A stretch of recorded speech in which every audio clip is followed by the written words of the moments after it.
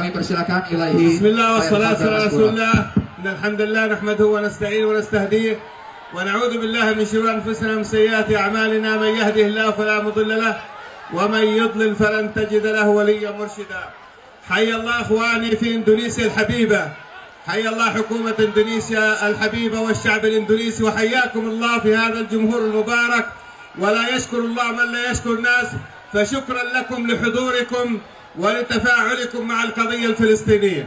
Alhamdulillah, beliau mengucapkan salam kepada Anda semua. Assalamualaikum warahmatullahi wabarakatuh.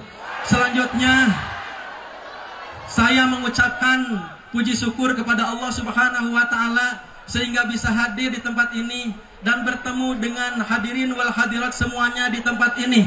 Dan saya mengucapkan terima kasih atas semua perhatiannya terhadap urusan Palestina. Dan saya mengucapkan terima kasih yang sebanyak-banyaknya. Siapa yang tidak berterima kasih kepada orang-orang sekitarnya, maka tidak dikatakan bisa bersyukur berterima kasih pada Allah Subhanahu wa taala. Ikhwani, عندما نتكلم عن القضية الفلسطينية نتكلم عن مسجد الأقصى، المسجد الذي بناه آدم عليه السلام وأسري بالرسول إليه وهو ثاني مسجد على الأرض وبورك في القرآن 6 مرات باركنا حوله باركنا عليه باركنا فيه. Dan apabila kita berbicara tentang Palestina, maka kita semua berbicara tentang Masjidil Aqsa, di mana Masjidil Aqsa ini merupakan masjid yang pertama kali dibangun oleh Nabi Adam alaihissalam. Kemudian Masjidil Aqsa adalah tempat mi'rajnya Nabi Muhammad sallallahu alaihi wasallam. Masjidil Aqsa juga merupakan satu tempat yang disebutkan dalam Al-Quran sekitar 6 ayat disebutkan penuh dengan keberkahan, dan 1 ayat berbicara tentang penuh kesucian. هذا المسجد الذي ربط الله بينه وبين الحرمين بالعقيدة في القرآن. سبحان الذي أسرى بعبده ليلا من المسجد الحرام إلى المسجد الأقصى وربط بينه محمد بشد الرحال. لا تشد الرحال إلى 3 مساجد وذكر منها المسجد الأقصى. هذا المسجد محبة العلماء، مسكن الأنبياء، مصر رسول الله، ثاني مسجد الأرض هو أرض الكحشر والمنشر هو المسجد الأقصى.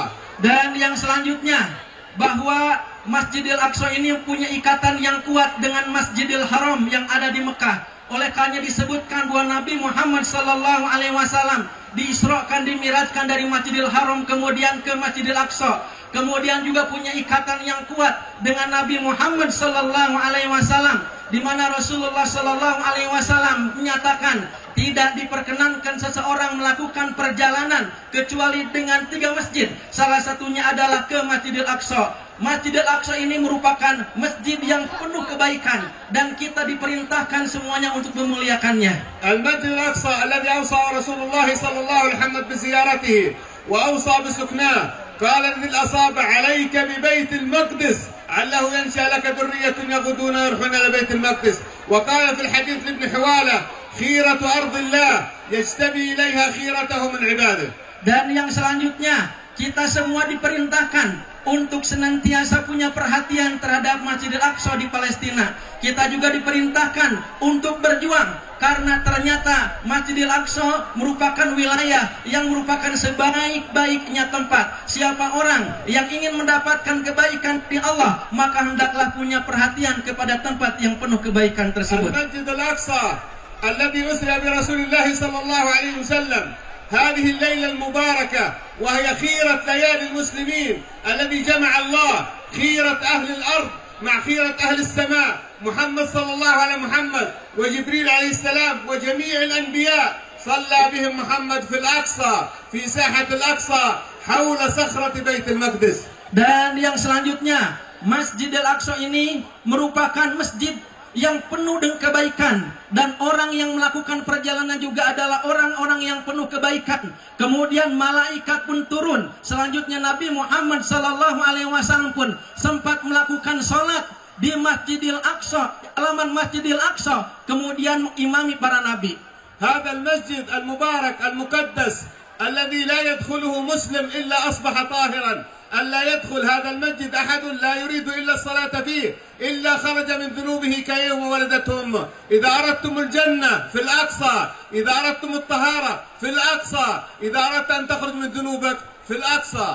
Dan yang selanjutnya, Masjidil Aqsa ini adalah satu masjid.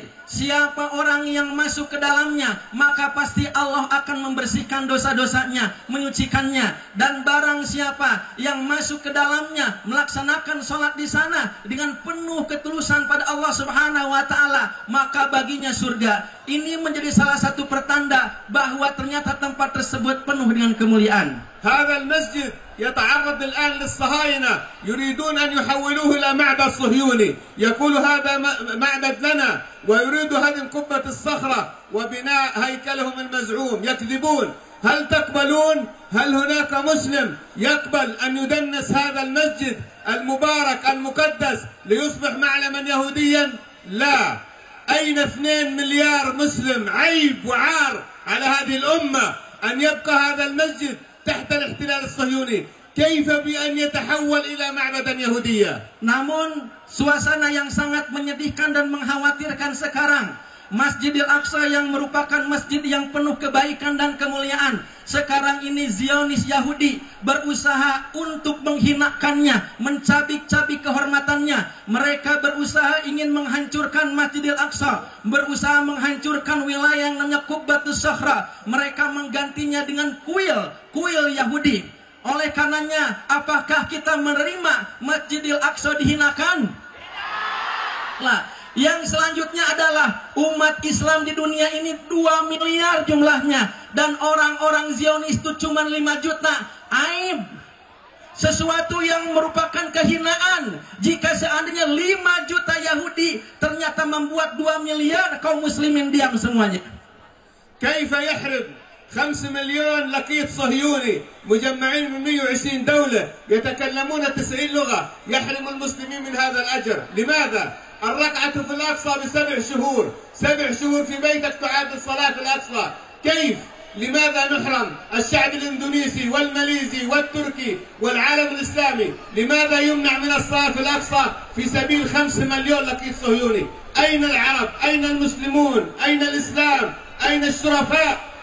Dan yang selanjutnya kita perhatikan, di beberapa waktu yang lalu ada sekitar 120 negara di dunia ini menolak penjajahan terhadap Palestina, akan tetapi tidak punya pengaruh apa-apa terhadap orang-orang yang mendukung penjajahan tersebut. Dan kita perhatikan negara-negara Malaysia, Indonesia, kemudian Turki dan beberapa negara yang lain berusaha untuk menyatukan saf, menyatukan barisan, terus memperjuangkan pembelaan Palestina.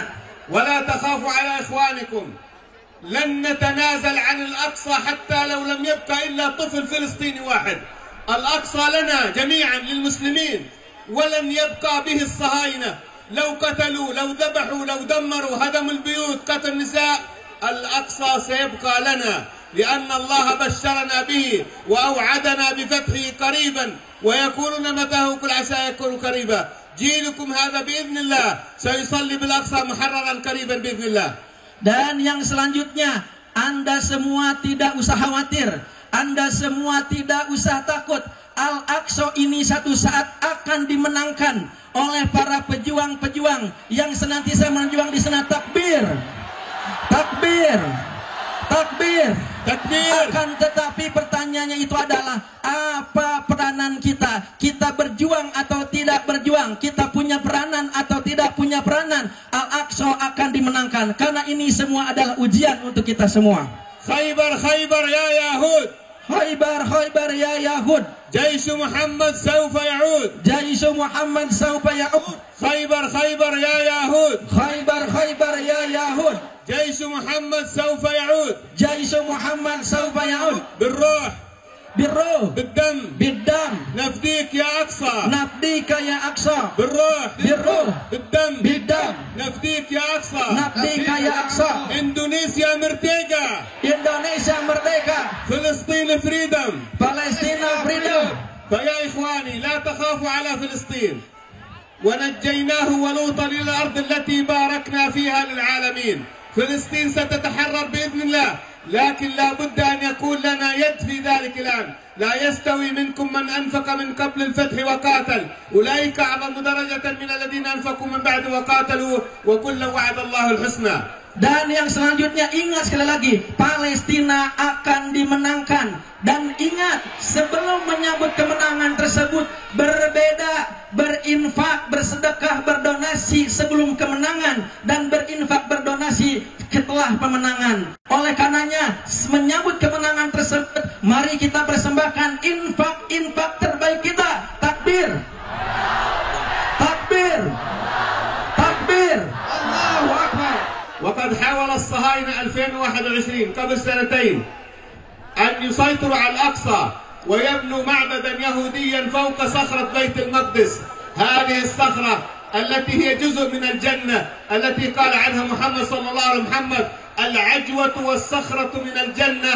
حاول الصهاينة أن يستولوا عليها ليضعوا عليها معبدهم، فقام المقاومة إخوانكم في غزة بضربهم بالصواريخ وتركوا ذلك، ثم عاودوا من جديد، فكان طوفان الأقصى الذي زلزل الأرض من تحت أقدامهم.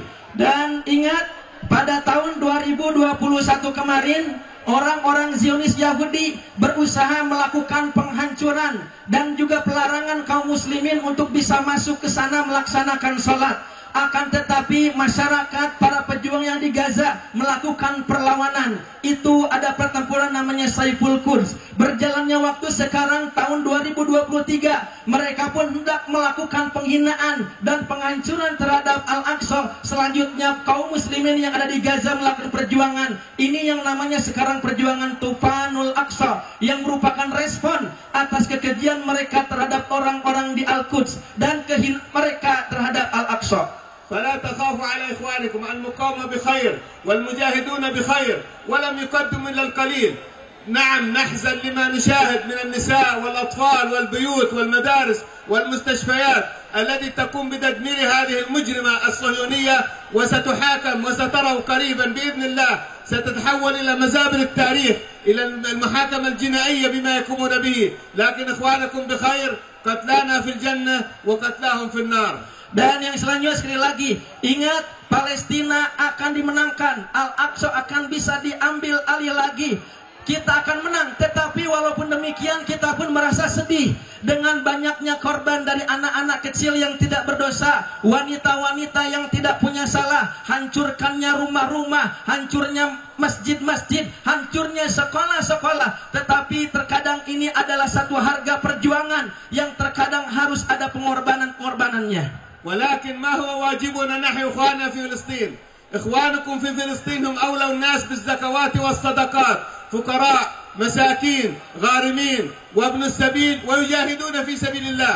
جهادهم واضح، يقاتلون الصهاينة ويتولون حماية الأقصى نيابة عن 2 مليار مسلم. Akan tetapi apa kewajiban kita terhadap Palestina, terhadap Al-Aqsa? Dan kalau kita perhatikan, ternyata Palestina, orang-orang yang di sana merupakan termasuk orang-orang yang berhak untuk menerima zakat, karena mereka termasuk fakir, termasuk miskin, termasuk gorim, termasuk juga ibnu sabil, termasuk juga fisabilillah. Mereka berjuang, mereka adalah orang-orang yang berhak juga menerima bantuan zakat. والحكومة الإندونيسية جزاها الله خيرا وبارك الله فيها، الحكومة تقدم الكثير ولا بد أن يضع يدنا بيدها ونساعد على مساعدة إخواننا في فلسطين. وأخيرا أقول إخواني، اجعل مكانك حيث الله أقامك، العالم بعلمه والتاجر بماله والداعية بدعوته والمرأة في بيتها والمدرس بمدرسته والجامع بالجامعة، كل مسؤول أمام رب العالمين، فعليه أن يبلغ مكانة الأقصى وأهمية فلسطين والإجرام الصهيوني، لأن الله سائلنا جميعا وكلهم آتيه يوم القيامة فردا. بارك الله فيكم، حفظكم ربي ورعاكم وجعل الجنة مأواكم. وتحية من قلبي ومن فلسطين وأهل فلسطين وكل الشرفاء للشعب الإندونيسي والحكومة الإندونيسية، والسلام عليكم ورحمة الله وبركاته. Dan selanjutnya, hendaklah kita senantiasa bersyukur, dan saya pribadi mewakili masyarakat Palestina mengucapkan terima kasih kepada masyarakat Indonesia, mengucapkan terima kasih juga kepada bangsa dan pemerintah Indonesia atas perhatian dan senantiasa perjuangan terhadap saudara yang di sana.